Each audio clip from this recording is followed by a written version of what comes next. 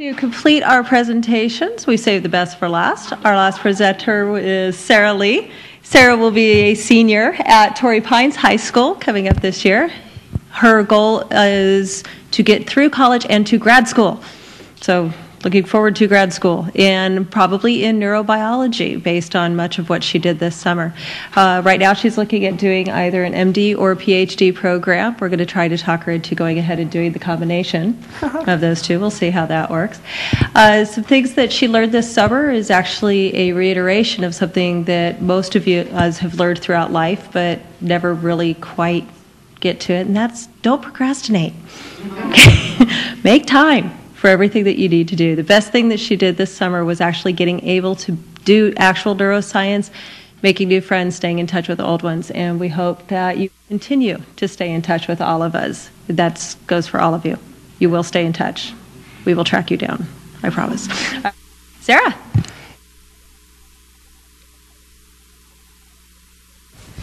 Can you hear me? Yes? Okay. Say it again. Hello? Yeah. Okay.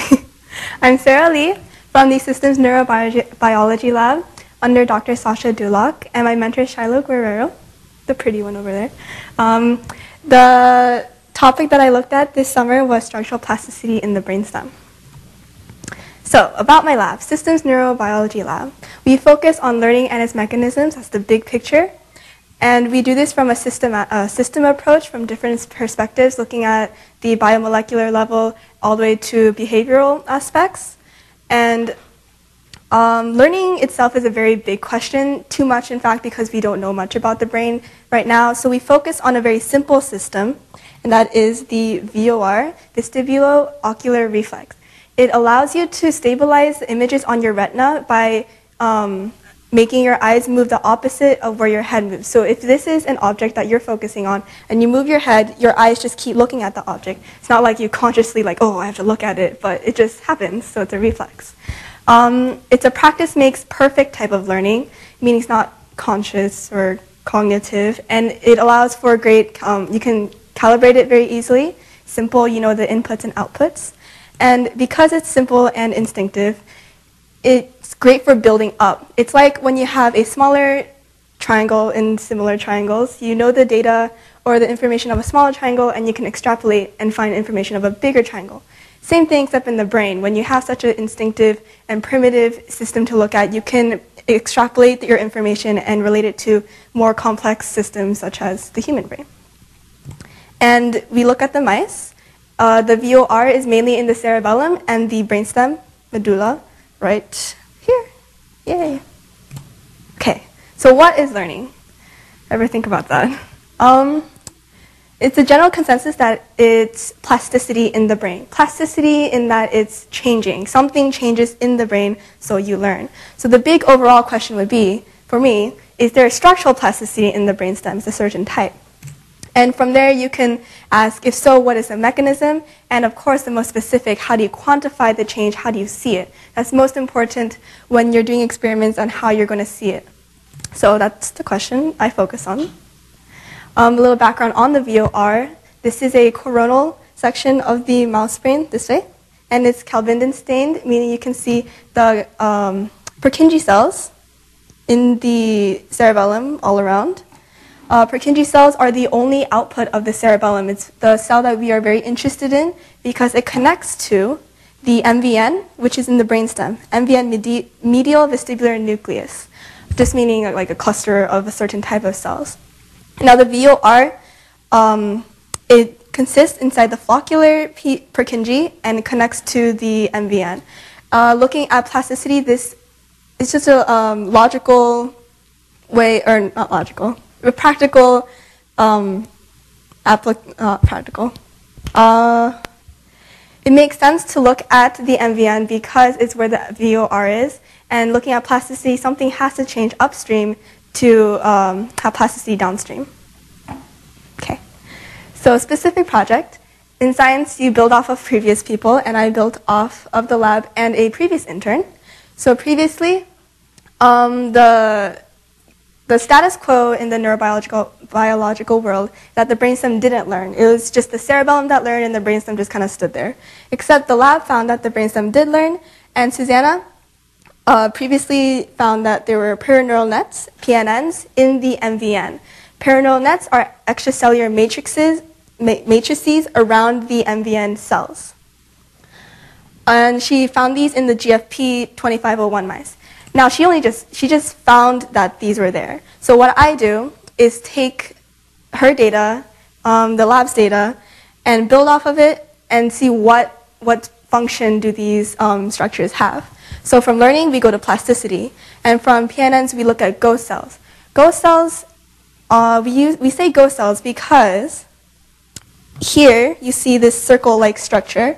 You can't really see what's in the middle, but you know that there's an MVN cell there. The things around it that make the circle are either the perineural nets or the Purkinje cell terminals that synapse or that attach onto these MVN cells. So you know something's there, but you can't see it, but you see the things around it. Ghost cell. So, and instead of using GFP 2501 mice, I use L7 Cree AI27 mice, which labels Purkinje cell axons much brighter with a TD tomato orange color. Things to consider. This is a pilot experiment, meaning we have no idea where to go. Well, kind of, ish. And basically the methods that I'll be using is to find an optimal method to use throughout the whole experiment, which is important. And a very important thing to look at is also approach. What way would you approach such a big question? And it's either, for me, it would be either perineural nets or AI27 Purkinje cell ghosts. Another issue would be time, because this is a time-sensitive experiment in that the mice have to learn, and when you harvest the mice brains or perfuse them would be crucial in seeing if there was plasticity or not. It all depends. Methodology. So we use transgenic mice, like I said before, L7 Cree AI27, and this works through optogenetics. These mice have channel rhodopsin in their Purkinje cells. This, ta-da, looks like it-ish. Channel rhodopsin is a channel protein that's on these Purkinje cells that react to blue light. When blue light is shown on them, then the channels react and they open and the Purkinje cells are stimulated. And if you shine green light, then it excites the fluorescence and you can see that TD tomato color.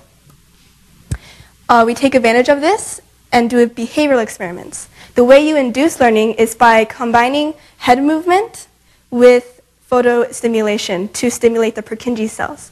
So if you combine these and you keep everything in the dark, then you can control the learning of the mice, basically. And here you see it's constrained, so it can't move its head. Here's the optic fiber on the head post. So it has the blue light has direct access to the Purkinje cells. And here's the camera that you can, it has infrared, so it can see in the dark.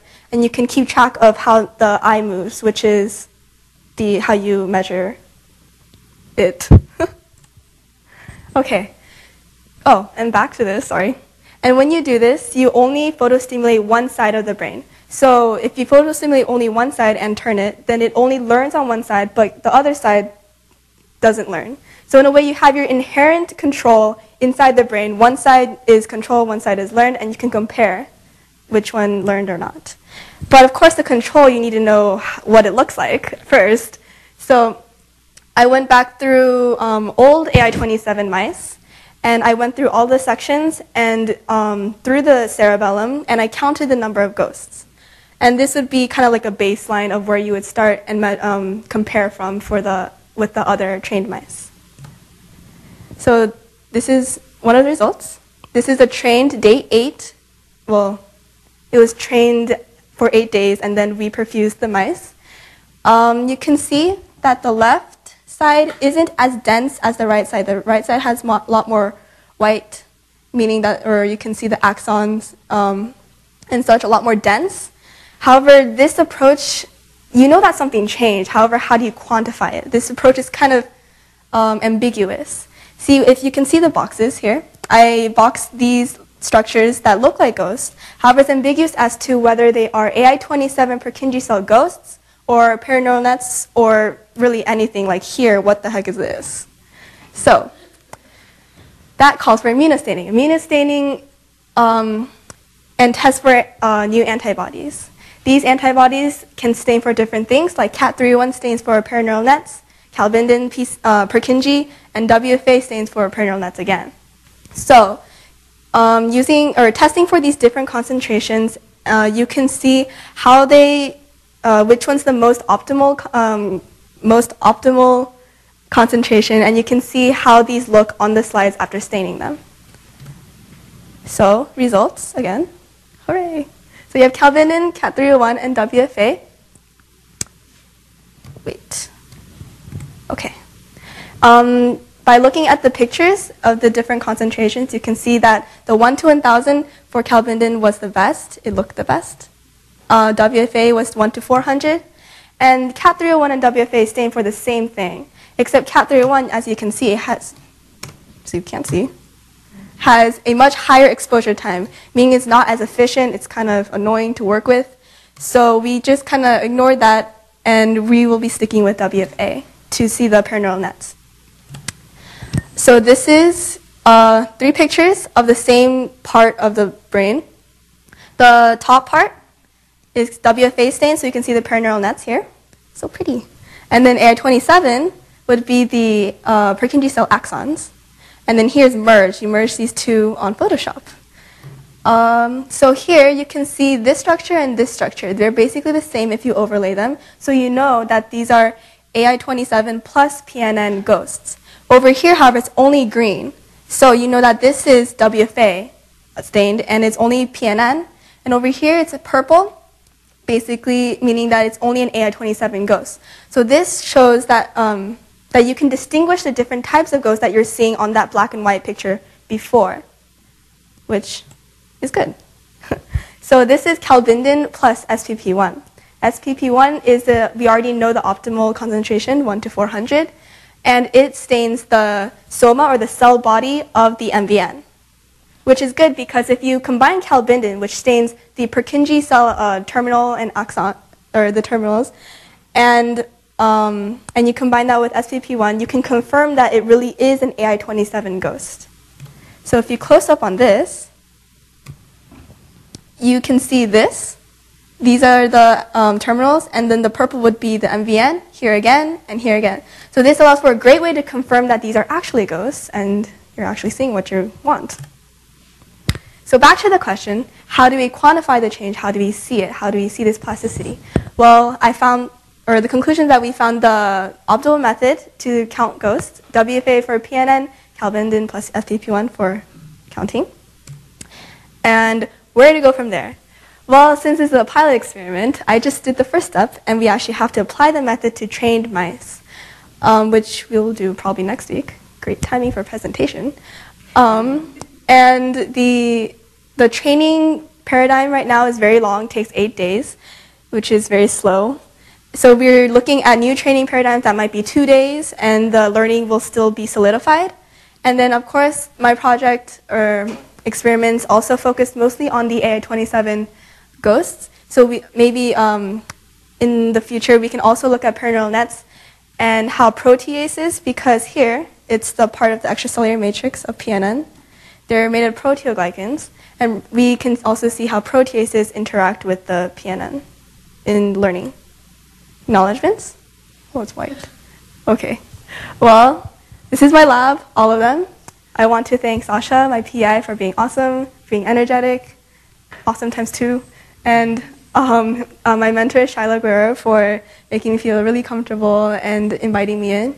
Mike Ventis, for showing me how to do histology and slicing brains. Hirofumi, who's over there, who's awesome, and has helped me with the project, same with Takashi and Michael Falstich. And then the rest, Detlef, who left for somewhere, I don't know. He's from Germany, though. He left. And there's Lauren, who's leaving. Keith is still here. Setsuko and Ping back there. For, all of them for being awesome, helping me through the project and making dreams a reality. Arigatou gozaimashita. I hope I said that right. Okay. And not to forget my fellow scholars for being here, being awesome, talking to them. Donna Mapson, Dr. Ellen Potter, for being awesome again. Oh, I keep saying awesome, but they are. And pseudo all-nighter guy Shyam, who's in the neighboring lab, and there's a story behind his name. It's okay, you don't need to know. Sharon Price and Dr. Sandra Slivka and Erica, pretend her name's there, and the rest for all existing and inviting us and picking us. Thank you for listening. Thank you.